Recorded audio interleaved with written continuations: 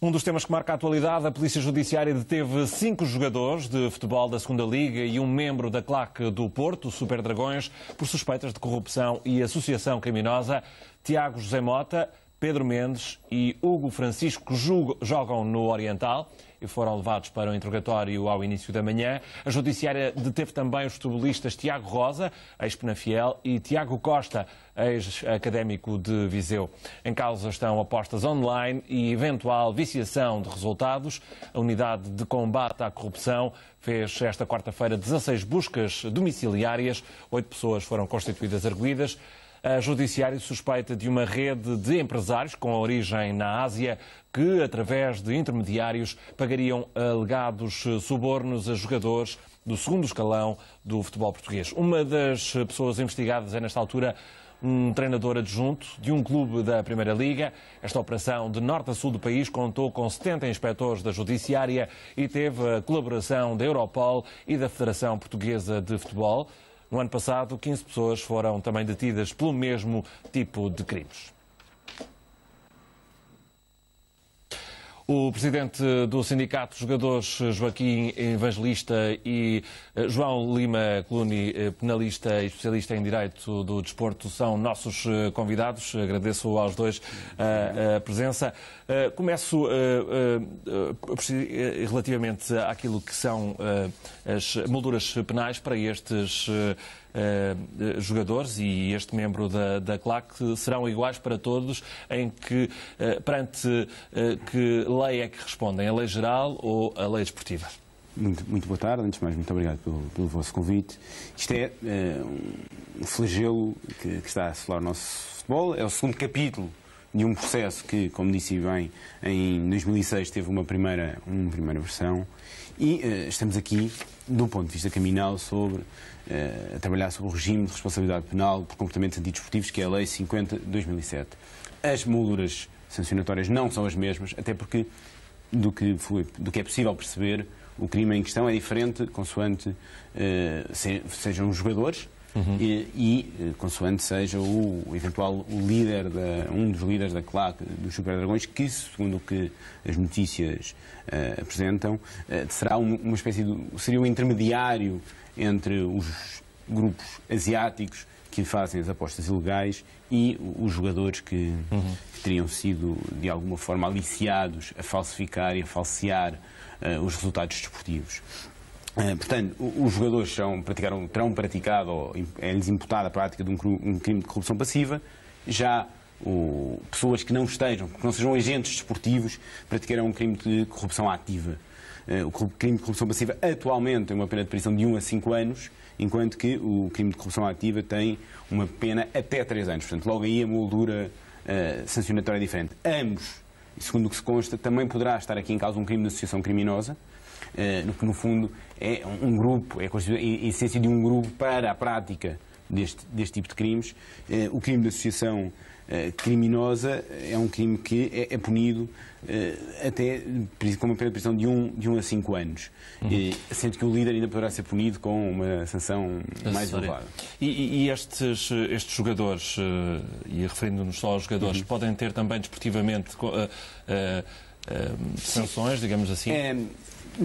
Segundo o que é noticiado, estamos a falar de jogadores que disputam o campeonato na Segunda Liga, campeonato profissional. Ou disputavam, pelo menos no ano passado. Disputavam na altura dos factos. E o regulamento aplicável, o regulamento disciplinar da Liga Portuguesa de Futebol Profissional, que até tem uma infração disciplinar, específica sobre esta matéria, chamada viciação de apostas desportivas. Esse artigo, o artigo 144A, do Regulamento Disciplinar da Liga Portuguesa de Futebol Profissional, prevê para jogadores que adotem comportamentos tendentes a manipular os resultados com vista à obtenção para si ou para terceiros de vantagens nestas apostas esportivas, uma sanção de suspensão entre 1 a 5 anos, com uma possibilidade de uma sanção acessória também de uma multa. Portanto, há também a possibilidade de serem sancionados disciplinarmente e não poderem exercer a sua atividade normal. Vamos até à sede do Sindicato de Jogadores, Joaquim Evangelista. Há pouco estava a ler o comunicado que enviaram ao final da tarde e fala de tolerância zero em relação a estas situações. É verdade, muito boa tarde. É de facto um fenómeno assustador e, como tal, a nossa posição perante o mesmo é de tolerância zero. De qualquer maneira, a classe que represento, a dos jogadores profissionais de futebol, não se revê nestas práticas. E é injusto que alguns agentes esportivos, sejam jogadores, treinadores ou árbitros ou outros, coloquem em causa a credibilidade de todos por estarem envolvidos neste fenómeno que, como disse, é assustador. É importante realçar o papel das autoridades e espera-se que agora sejam céleres e eficientes na resolução dos problemas e que vão até às últimas consequências e que os culpados sejam punidos exemplarmente, sejam jogadores ou não. Mas é importante, de facto, também convocar os agentes esportivos para esta realidade. Eu noto que há muita gente distraída que finge que o fenómeno não existe, e eu já o referi, ele é à escala global e, portanto, tem que levantar a sua voz, tem que exercer um dever de cidadania desportiva ativa, denunciando. E isso não está a acontecer. Infelizmente tem sido a autoridade, em colaboração com a Federação, com o Sindicato, com mais alguns agentes esportivos, a fazer este combate, mas este combate é de todos, porque, como digo, são os alicerces, são os valores do desporto que estão em causa. O sindicato tem alertado também, e sobretudo para as causas que potenciam ou que agravam o risco, nomeadamente o incumprimento salarial que vulnerabiliza os jogadores, a falência de clubes e SADs que deixa os dirigentes numa situação de dependência. Tenho alertado para os investidores estrangeiros que não são escrutinados e muitos deles estão associados a estas organizações criminosas. Depois, o modelo de licenciamento que não é eficaz e, finalmente, a boa governação. Não há transparência, há um sentimento de impunidade e irresponsabilidade no futebol português que também potencia o fenómeno. Portanto, é hora de, estarmos juntos neste combate. Mas não é estarmos juntos nestas circunstâncias. É um combate que tem que ser feito diariamente. E aqui a Federação Portuguesa de Futebol, enquanto órgão máximo do futebol, e o sindicato, enquanto órgão de proximidade e de confiança dos jogadores, apresentaram há relativamente pouco tempo um projeto, o Pedro Paulete é o embaixador, que se chama Deixa-te de Joguinhos e que visa prevenir, alertar os jogadores, ir ao balneário, falar com os próprios, alertá-los para as consequências na sua vida pessoal e na sua vida familiar. E para que resistam o mais provável é que, às tentativas. O mais provável é que criminalmente sejam só responsabilizados os jogadores. Acha que haveria ou deveriam estar também a ser responsabilizados outros dirigentes, outras entidades? Não, terão que ser responsabilizados todos, aí não tenho dúvidas, não vai haver um critério específico. Obviamente quem estiver envolvido sofrerá as consequências. Mas também quero sobre isso dizer o seguinte, e por isso é que pedir celeridade. Os jogadores beneficiam do princípio da presunção da inocência e, portanto, o sindicato não deixará de estar ao seu lado para aquilo que for necessário.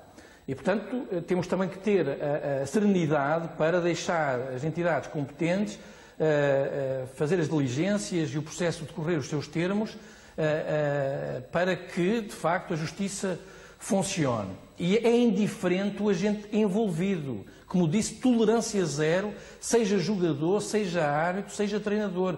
Estamos a falar de valores fundamentais, não é só do desporto, é da própria sociedade. Isto tem um reflexo junto dos mais jovens. Nós até há pouco tempo vivíamos o drama do doping, era o flagelo maior que fomos combatendo e temos, de facto, tido resultados positivos. E neste momento é este fenómeno. E, portanto, temos que agravar as medidas. A lei sofreu alterações, está na Assembleia da República, vai haver um agravamento das penas, vai haver, de facto, uma tentativa de reprimir estes comportamentos e isso é desejável. Mas só a lei não resolve. Como eu disse, é preciso uma atitude genuína de combate. Nós não podemos ser indiferentes àquilo que se passa ao nosso lado. E, em rigor, isto não vale só para os agentes esportivos, para os cidadãos em geral. Se nós vemos que há criminosos que põem em causa os valores do desporto, o futuro dos nossos filhos, o futuro das nossas competições, temos que agir, temos que nos comprometer, temos que, de facto, ter uma atitude de cidadania ativa. E, portanto, é nesse sentido que o sindicato tomou posição e tem alertado os dirigentes desportivos que muitas das vezes se associam nestes momentos mediáticos, mas depois, durante o ano, nada fazem para combater o fenómeno. Joaquim, vou voltar aqui ao estúdio para falar com o Dr. João Coluni.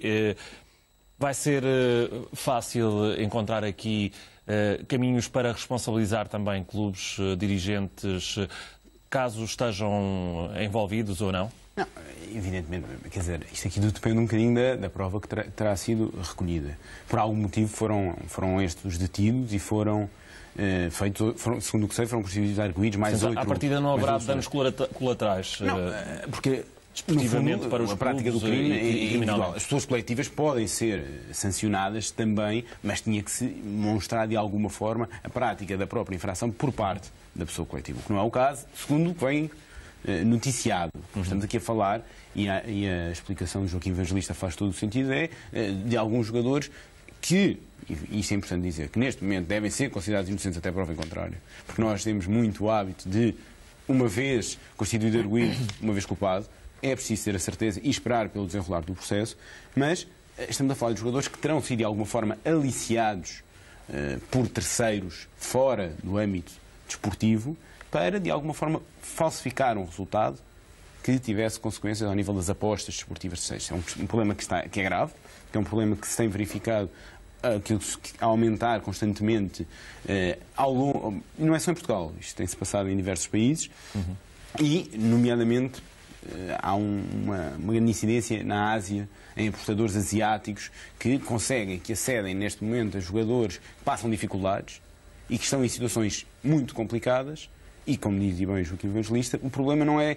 Nós podemos alterar a lei e aumentar as sanções, mas não vamos conseguir alterar a necessidade que alguns jogadores neste momento sentem para poder, inclusive, pagar as suas contas. Muitos deles com ordenados em atraso e a ganharem... E aí, se calhar, a prevenção o que tem que ser feito é preventivamente. Claro. É evitar que algumas equipas se possam inscrever se, de facto, não cumprem as suas obrigações para com os jogadores. O Evangelista falava aqui das alterações à lei que estão em curso e que envolveram, nomeadamente, a Federação Portuguesa de Futebol e também a Unidade de Combate à Corrupção. Falou aqui também ele de agravamento das penas. Parece-lhe que é um caminho? É um caminho, mas não acho que seja o agravamento das penas que irá resolver a questão por si. É um fator dissuasor, evidentemente. Mas só isso não basta. Quer dizer, a pena para a corrupção passiva hoje em dia é de 1 a 5 anos de prisão. E, portanto, com uma pena de 1 a 5 anos de prisão, quem pratica o crime não é por serem 8 ou 10 anos que vai deixar de praticar. Quem pratica o crime, nestas circunstâncias, é porque, de facto, não tem condições, quero eu acreditar, ou escolheu o caminho mais fácil, mas na maioria dos casos não tem condições para se sustentar. E tem diversas pessoas a aliciá-los no sentido de, por 5 mil euros, 10 mil euros, facilitar um jogo. E não acho que seja definitivamente a questão da lei, da alteração das sanções que irá alterar os comportamentos dos jogadores. Há sim uma necessidade de prevenção. Agir antes. Porque a moldura sancionatória é verdade que é dissuasora, mas não basta para alterar este tipo de comportamentos. Joaquim, muito rapidamente, para terminarmos, o que é necessário fazer para contornar esta realidade que nós todos, infelizmente, vamos conhecendo, sobretudo nos escalões secundários de futebol, esta questão dos salários em atraso, haver SADs que não têm dinheiro quase para pagar a eletricidade, muito menos a jogadores. O que é possível e o que é urgente fazer? É preciso empenhamento, coragem para levar a efeito o combate sério. Deixe-me fazer um aviso e um apelo. Um aviso àqueles que procuram, através deste fenómeno, ganhar dinheiro. A Federação e o Sindicato assinaram um protocolo com a Sport Radar, que é a empresa que faz a monitorização dos jogos e das competições. Estão em articulação com a Polícia Judiciária e com as autoridades. Há, neste momento, uma conjugação de esforços para combater este fenómeno. por um lado. E, portanto, estou convencido que, para além desta ação, haverá outras, e isto permite também ter um efeito dissuasor para aqueles que eventualmente pretendam dar continuidade a esta prática.